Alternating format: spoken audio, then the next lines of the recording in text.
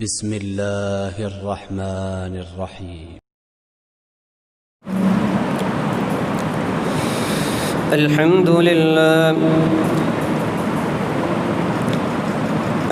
لله نحمده ونستعينه ونستغفره ونعوذ بالله من شرور أنفسنا ومن سيئات أعمالنا. من يهده الله فلا مضل له ومن يضلل فلا هادي له،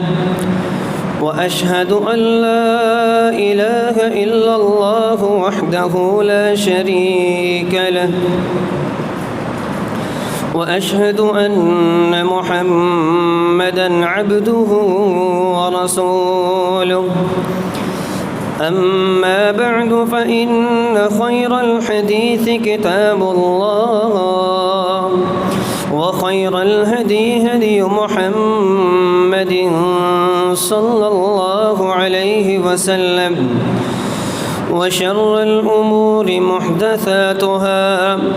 وكل محدثة بدعة، وكل بدعة ضلالة،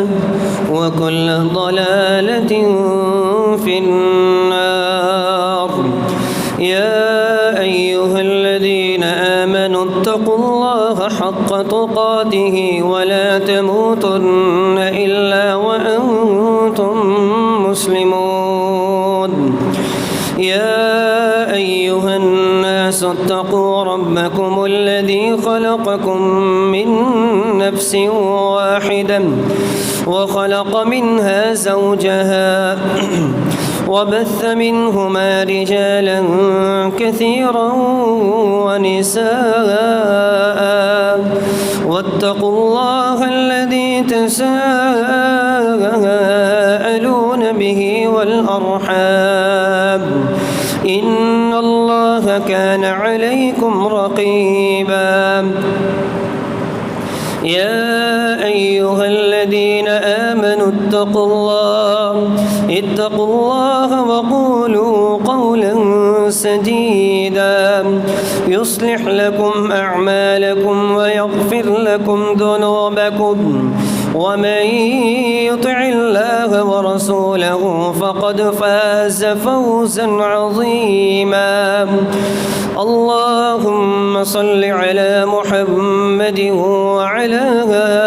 آل محمد كما صليت على إبراهيم وعلى آل إبراهيم إنك حميد مجيد. اللهم بارك على محمد وعلى آل محمد كما باركت على إبراهيم وعلى آل إبراهيم إنك حميد مجيد. رب اشرح لي صدري ويسر لي أمري، واحلل عقدة من لساني يفقه قولي. رب يسر ولا تعسر وتمم بالخير. أعوذ بالله السميع العليم من الشيطان الرجيم، من همزه ونفخه ونفثه. بسم الله الرحمن الرحيم. وقل جاء الحق وزهق الباطل إن الباطل كان زهوقا. ہر قسم کے حمد و ثنا، کبریائی، بڑائی، شہنشاہی، یکتائی اللہ وحدہ لا شریک کے لیے، جو مالک ملک خالق کل ہے۔ درود و سلام امام الانبیاء جناب محمد الرسول اللہ صلی اللہ علیہ وآلہ وصحبہ وسلم کی مقدس مطہر بابرکت ہستی پر، جنہوں نے ایک مسلمان کی انفرادی زندگی کے معاملات کے ساتھ ساتھ اجتماعی اور ریاستی زندگی کے حوالے سے بھی مسلمانوں کی رہنمائی کی ہے۔ رحمت اور بخشش کی دعا جناب صحابہ کرام کے لیے، تابعین اعظام کے لیے، فقہاء کرام کے لیے، محدثین اعظام کے لیے، علماء کرام کے لیے، جو اپنے اپنے وقت میں اسلامی ریاست کی فلاح و بہبود کے لیے، کامیابی اور ترقی کے لیے اپنا کردار ادا کرتے رہے ہیں، علم وحی کو پڑھتے رہے، پڑھاتے رہے، سیکھتے رہے، سکھاتے رہے۔ عزیزان گرامی، کسی بھی چیز کی بنیاد سب سے اہم خواہ وہ قوم ہو، وہ ملت ہو، فرد ہو یا ریاست ہو، بنیاد سب سے اہم ہوا کرتی ہے۔ جس طرح بنیاد سب سے اہم ہے، اسی طرح بنیاد رکھنے والے وہ حضرات جو بنیادی کردار ادا کر رہے ہوتے ہیں، ان کے نظریات، ان کے افکار، ان کے مقاصد بھی اہم ہوا کرتے ہیں۔ تو آج جس دن میں ہم داخل ہو چکے ہیں، 14 اگست 2020، یہ ہمیں آج سے 73 سال قبل 14 اگست 1947 کی یاد دلاتا ہے، جس میں ہم نے ایک ریاست، اسلامی ریاست کی بنیاد رکھی تھی، اور اس کا ثمرہ، اس کا پھل ہم نے چکھا تھا۔ اور اس کے ساتھ ساتھ تاریخ پاکستان میں ہمیں ان لوگوں کے نظریات، افکار اور مقاصد بھی ملتے ہیں جو اس اسلامی ریاست کی بنیادیں رکھنے والے تھے، اس کی تعمیر کرنے والے تھے۔ تو آج انشاءاللہ ہم انہی 2 پوائنٹس پر بات کریں گے۔ پہلی بات کہ ریاست پاکستان جس کی بنیاد رکھی گئی اور اس کی بنیادوں پر ایک بہترین اور خوبصورت عمارت تعمیر کی گئی، اس کے بنیادی مقاصد کیا تھے؟ اس ریاست کا وہ ایک نظریہ اور اس کا بنیادی طور پر نقطہ کیا تھا؟ تو عزیزان گرامی، ہمیں سمجھ لینا چاہیے کہ ایک مسلمان، اس کے لیے سب سے اہم اس کا نظریہ اور اس کا اسلام، اس کا مذہب، اس کا عقیدہ ہوا کرتا ہے۔ اور اسی مذہب، اسی نظریے اور اسی اسلام کی بنیاد پر آج سے 1450 سال قبل پیارے رسول صلی اللہ علیہ وسلم کی سربراہی میں، آپ کے حکم سے، اللہ کی دی ہوئی رہنمائی کے نتیجے میں مسلمانوں نے دارالکفر مکہ سے دارالسلام مدینہ کی طرف ہجرت کی تھی۔ وہاں بھی یہی ایک مقصد تھا، نئی اسلامی ریاست کے لیے، کہ لا الہ الا اللہ ہمارا مقصد ہوگا، ہمارا قانون ہوگا۔ اور اسی بنیاد پر آج سے 73 سال قبل مسلمانوں نے دارالکفر ہندوستان سے دارالسلام پاکستان کی طرف ہجرت کی تھی۔ وہاں بھی یہی مقصد تھا، یہی بنیادی نظریہ تھا کہ ہم پاکستان اس حوالے سے، اس نظریے سے بنا رہے ہیں کہ ہمارا اسلام، ہمارا مذہب ہمیں اس بات کی اجازت دیتا ہے کہ اس کو پھیلنا اور پھولنا چاہیے، اس کا بنیادی حق ہے۔ حضرت محترم، اسی اسلامی ریاست پاکستان کی بنیادیں رکھنے والے قائد اعظم محمد علی جناح نے اس کی وضاحت کی تھی۔ ایک موقع پر فرمایا تھا کہ پروفیسر اصغر سودائی جو ایک شاعر تھے، ان کا اس تحریک پاکستان میں 25% حصہ ہے، اور ساتھ ہی فرمایا تھا جن کے اشعار قوم کو ایک تحریک دلانے کے لیے کافی تھے، پاکستان کی بنیاد اس کی وضاحت کے لیے پروفیسر سودائی کے اشعار مسلمان قوم کی زبان پر تھے، جنہوں نے کہا تھا تجھ میں ہے خالد کا لہو، تجھ میں ہے طارق کی نمو، تجھ میں ہے خالد کا لہو، تجھ میں ہے طارق کی نمو، شیر کے بیٹے شیر ہے تو، شیر بن میدان میں آ، پاکستان کا مطلب کیا لا الہ الا اللہ۔ اس اشعار کی بنیاد پر مسلمان قوم میں ایک نظریہ،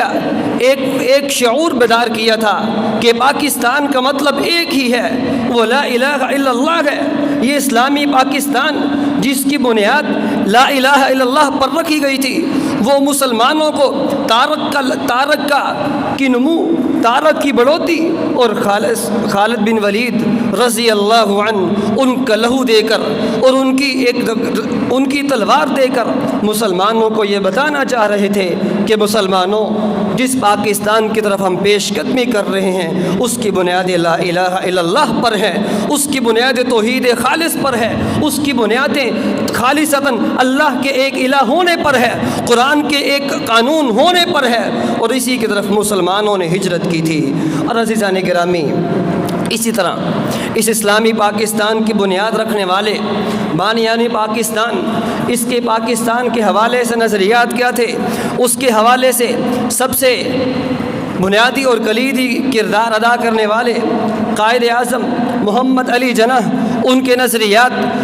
تاریخ پاکستان میں روز روشن کی طرح واضح ہے، جو سب سے بڑے حامی تھے اس بات کے، اس نظریے کے کہ مسلمان ایک الگ قوم ہے، دو قومی نظریہ ایک پاکستان کی بنیاد تھا، اور اس کے سب سے بڑے حامی قائد اعظم محمد علی جناح تھے، جنہوں نے کہا تھا مسلمان ایک الگ قوم ہے، ہندو الگ قوم ہے، جن کا طریقہ کار، رہن سہن، ہر چیز ہم سے جدا ہے، ہم پاک مسلمان ایک الگ، اور وہ ایک الگ ریاست اور حیثیت سے اس ملک میں رہ رہے ہیں، اور ہم پاکستان کی صورت میں ایک الگ اسلامی ریاست کا قیام چاہتے ہیں۔ اور عزیزان گرامی، قائد اعظم محمد علی جناح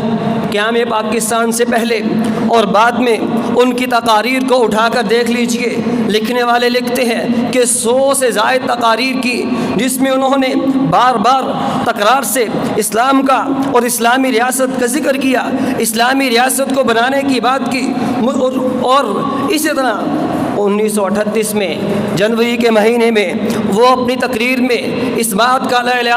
اعلان کرتے ہوئے دکھائی دیتے ہیں کہ مسلمانوں، مسلم لیگ کا جھنڈا اسلام کا جھنڈا ہے، اور اس کے ساتھ 1938 کی ہی بات ہے، نومبر میں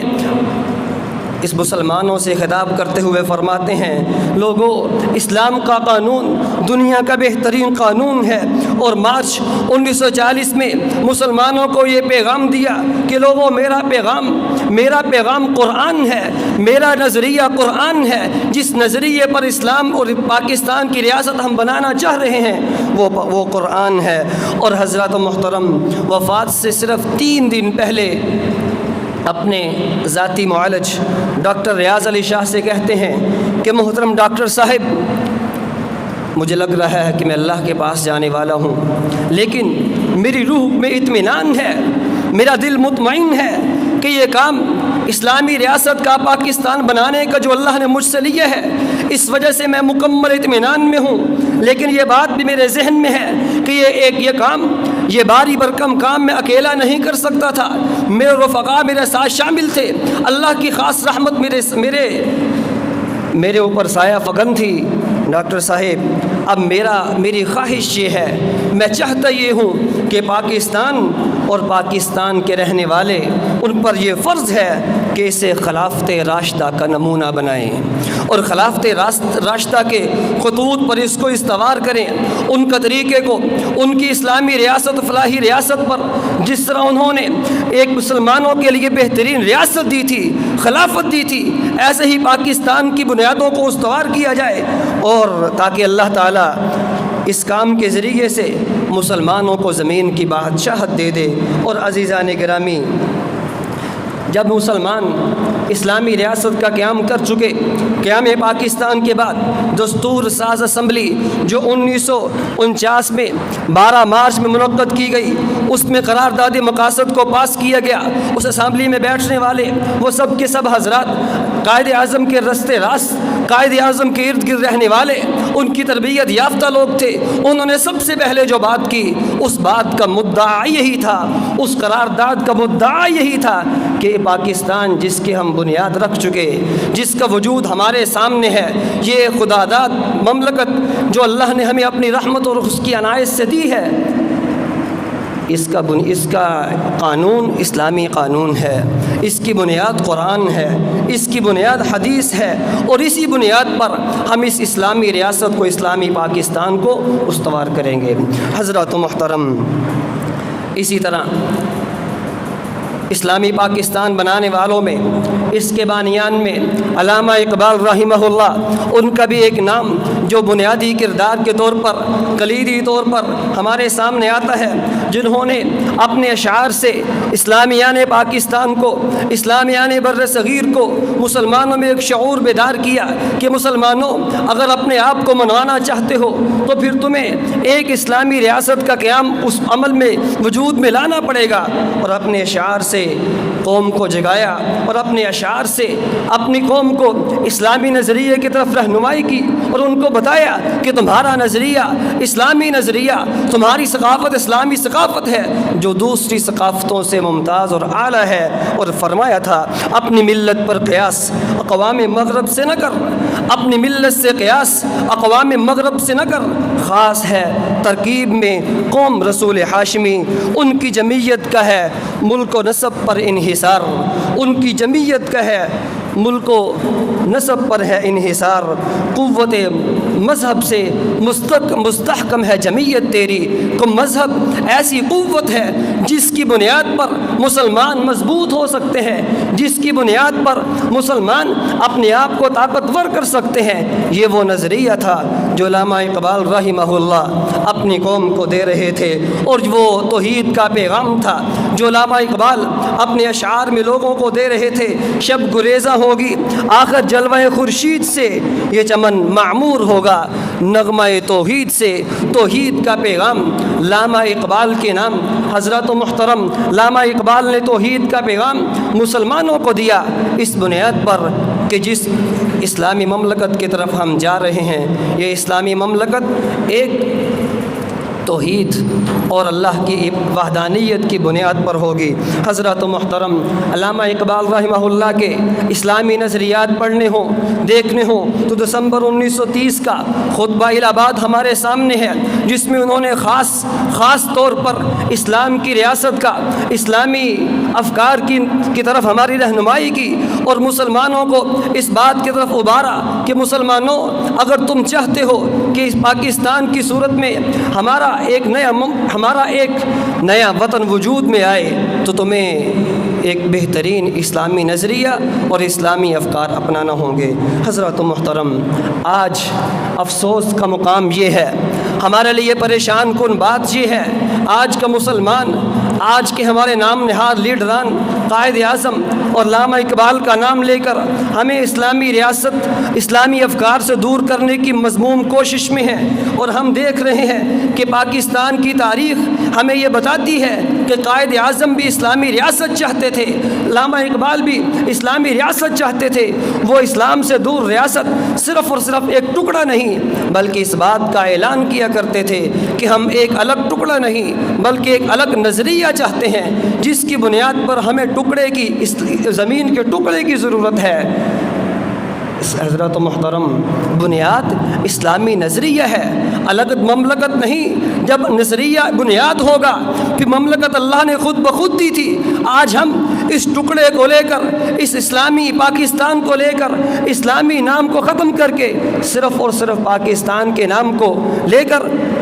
پاک سرزمین کو اسلام سے دور کرنے کی مذموم کوشش میں لگے ہوئے لوگوں کے خلاف انشاءاللہ بند باندھنے کے لیے مکمل طور پر تیار ہیں۔ اور اقبال کا خواب، قائد کی تعبیر میں، اس وقت کے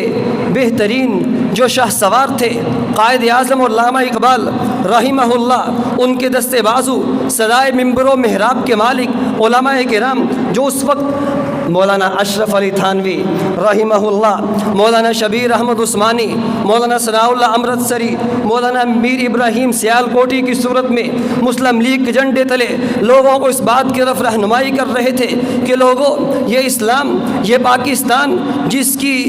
کی بنیادیں ہمارے بزرگوں نے رکھ دی ہیں، جن کی بنیادوں میں مسلمانوں کا خون اور پسینہ شامل ہو چکا ہے،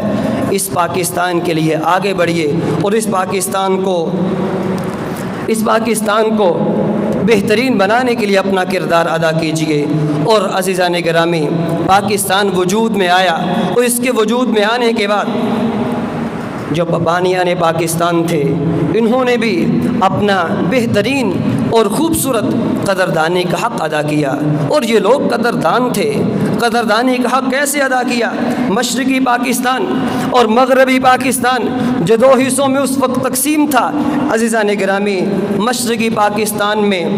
پرچم کشائی کی تقریب میں سب سے اہم جو رول دیا گیا پرچم کشائی کے لیے، وہ مولانا ظفر احمد عثمانی رحمہ اللہ، اور ایسے ہی مغربی پاکستان میں ان کی قدردانی کرتے ہوئے، ان کے کردار کو سراہتے ہوئے جو سب سے بنیادی رول دیا گیا وہ مولانا شبیر احمد عثمانی کو دیا گیا۔ اور یہی وہ مسلمان تھے جو اپنے وطن کے لیے ہر قسم کی قربانیاں دینے کے لیے ہر وقت تیار تھے۔ حضرات محترم، ہم سب کا اس حوالے سے کرنے کا کام یہ ہے کہ اس وقت ہم دیکھتے ہیں پنجاب، بلوچستان اور اسی طرح سرحد، سندھ، بنگلہ دیش، بنگالی، یہ تمام کے تمام لوگ مختلف زبانیں بولنے والے، علاقائی مختلف رسم و رواج رکھنے والے، اگر ایک بنیاد پر ایک نقطے پر اکٹھے تھے، وہ صرف ایک ہی نقطہ تھا، وہ صرف ایک ہی بات تھی کہ پاکستان کا مطلب کیا؟ لا الہ الا اللہ، لا الہ الا اللہ پر اکٹھے ہونے والے یہ مسلمان اپنی علاقائی رسم و رواج کو بلا کر، اپنی زبانوں کو بلا کر ایک ہی بات پر اکٹھے تھے، اپنے تمام تر اختلافات کو پس پش ڈال کر ایک آواز بن کے پاکستان کے لیے جمع تھے۔ حضرات محترم، آج ہمیں بھی تمام قسم کے اختلافات کو پس پش ڈال کر، ان اختلافات سے بالا تر ہو کر ایک پاکستان کے لیے، ایک اسلامی ریاست کے لیے، ایک اسلامی قلعہ کے لیے ہمیں اپنا کردار ادا کرنا پڑے گا اور ادا کرنا ہوگا۔ حضرات محترم، لیکن آج پاکستان کو سیکولر اور مذہب سے دور بنانے کی کوشش کی جا رہی ہے۔ اس کے لیے سب سے بنیادی کردار جو بنیادی طور پر سازش کے طور پر کیا جا رہا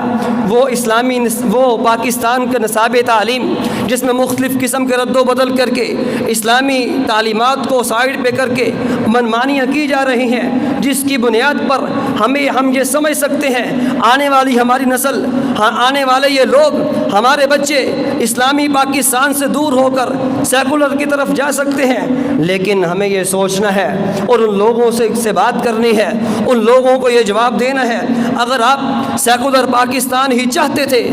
تو حضرات محترم، سیکولر بھارت سے، سیکولر ہندوستان اور انڈیا سے الگ ہونے کی کیا ضرورت تھی؟ وہ بھی اپنے آپ کو سیکولر ہونے کا دعویٰ کے طور پر دنیا کے نقشے پر موجود ہے۔ اگر ہم بھی ویسا ہی چاہتے تھے تو پھر یہ ہجرت، دنیا کی تاریخ کی سب سے بڑی ہجرت، لاکھوں انسانوں کی قربانیاں، لاکھوں کروڑوں اربوں کی جائیداد، مسلمان بیٹیوں اور بہنوں کی عزتیں، مسلمانوں کا خون، بوڑھے اور ہمارے بزرگوں کا وہ مکمل محنت اور جد و جہد کرنا، وہ کہاں گیا؟ اس کا ہم کیسے ان کی قیمت چکا سکیں گے؟ حضرات محترم، اگر یہ سب کچھ ایسے ہی ہونا تھا، آج ہم باقی مسلمان اسلام سے دور ہونے کے لیے اور ہمارے وہ مقتدر ادارے، آج وہ بنیادی اور کلیدی کردار ادا کرنے والے وہ سیاستدان، وہ لوگ جو میڈیا روم پر بیٹھ کر، میڈیا ہاؤس پر بیٹھ کر اپنے افکار پھیلانے والے، آج وہ لوگ جو بہترین پوسٹوں پر اور بڑی بڑی یونیورسٹیوں میں بیٹھ کر اپنے آپ کو سیکولر کے طور پر پہچاننے والے اور عدالتوں میں اور قاضی القضات اور ایسے ہی مختلف قسم کی پوسٹوں پر بیٹھ کر پاکستان کو سیکولر کی طرف لے کے جانے والے ان سب کے لیے ہم سب نے انشاءاللہ اپنے نظریات کے ساتھ، اپنی اسلامی اور ثقافتی مضبوطی کے ساتھ، مضبوط بنیادوں کے ساتھ ان کو اپنا آپ دکھانا ہے، اور اس کے لیے بہترین جو پلیٹ فارم ہمارے سامنے ہے وہ سوشل میڈیا کا ہے، جس کے ذریعے سے ہم بتا سکتے ہیں ہم پاکستان کے عوام اپنے نظریات کیا رکھتے ہیں۔ ہم چاہتے ہیں کہ پاکستان اسلامی خطوط پر، اس میں پاکستان میں اسلام کا نظام ہو، پاکستان میں قرآن و سنت کا بول بالا ہو، اس طریقے سے اپنے آپ کو اور پاکستان کو ہم اس اسلامی ریاست جو مدینہ کی ریاست تھی، انصاف والی ریاست، امن و امان والی ریاست، جس میں قسم کا خوف نہیں تھا، جس میں ہر طرف امن و امان کا بول بالا تھا، جس میں مسلمان خوش و خرم رہ رہے تھے، جس میں اسلامی ریاست کی جو معیشت تھی مضبوط تھی، ہر قسم کی سہولیات تھی جو اللہ نے مسلمانوں کو ریاست دی تھی، آج بھی ہم اسی خطوط پر، اسی لب و لہجے کے ساتھ اور اسی محبت اور الفت کے ساتھ، اسی خوش و خرم اور خوشی کے ساتھ اس پاکستان کو بھی ویسا ہی بنا سکتے ہیں۔ لیکن شرط یہ ہے، لیکن ہم سب کے لیے جو کرنے کا کام ہے وہ یہ ہے، اپنے دل کو اسلامی ثقافت کے ساتھ، اسلامی نظریات کے ساتھ مخلص کیجیے، اور اپنے بچوں کی تربیت میں ایسے خطوط، ایسے خد و خال لائیے جس میں ان کو پتہ ہو کہ ہم کیا ہیں، ہم کیا تھے اور ہم نے کہاں جانا ہے۔ یہ سب کچھ ہم سب کی ذمہ داریوں میں شامل ہے، اور اپنے آپ کو مکمل طور پر اللہ اس کے رسول کی باتوں کے پابند کیجیے، ظلم و ستم کا اپنے آپ سے، اپنے اہل خانہ سے اور ہر طرف سے خاتمہ کیجیے، عدل و انصاف کا بول بالا کیجیے، پاکستان کے بنانے کے مقاصد کو سمجھیے، اور پھر اس اسلامی پاکستان کے قیام پر اللہ کا شکر ادا کیجیے۔ اگر یہ ریاست ہے تو ہم ہیں، اگر اسلامی پاکستان کے ادارے ہیں تو ہم ہیں، ان کے ساتھ مخلص ہو جائیے، اور اللہ کرے ہمارے ادارے بھی ہمارے اس پاکستان سے مخلص ہوں، ہم اداروں سے مخلص ہوں۔ اللہ اس اخلاص کی بنیاد پر ہمارے اس پاکستان کو ترقی دے، عروج دے، اور جتنے بھی ہمارے پاکستان پر، اسلام پر جو بیرونی اور اندرونی سازشیں ہیں، اللہ ان کو اپنی رحمت سے نیست و نابود فرمائے۔ والسلام علیکم ورحمۃ اللہ وبرکاتہ۔ بسم اللہ والصلاة والسلام علی رسول اللہ۔ عزیزان گرامی، آپ سب جانتے ہیں کہ الحمدللہ ہماری اس مسجد میں ترجمۃ القرآن کلاس جاری و ساری تھی۔ کرونا وائرس کے سبب تعطل کا شکار رہی، ہم ترجمہ کلاس نہیں پڑھ سکے۔ اللہ کی خاص توفیق اور اس کی رحمت سے یہ بیماری کافی حد تک معدوم ہو چکی ہے، تو ہم اپنی کلاس کا دوبارہ اجرا کر رہے ہیں۔ تو آپ حضرات بھرپور طریقے سے خود بھی، اپنے اہل خانہ کو بھی اس کلاس میں شرکت کی دعوت دیں، اور مکمل اہتمام سے اس کلاس میں ضرور شرکت کریں۔ بارک اللہ فیکم۔ انشاءاللہ کل سے ہم اس کا اجرا کر رہے ہیں۔ عشاء کی نماز کے بعد صرف 20 منٹ کا دورانیہ ہے، جس میں ہم پڑھیں گے کہ ہم قرآن مجید کو کس طرح سمجھ سکتے ہیں اور اپنی زندگی میں اس کو لا کر ایک بہترین ریاست میں اپنا کردار ادا کر سکتے ہیں۔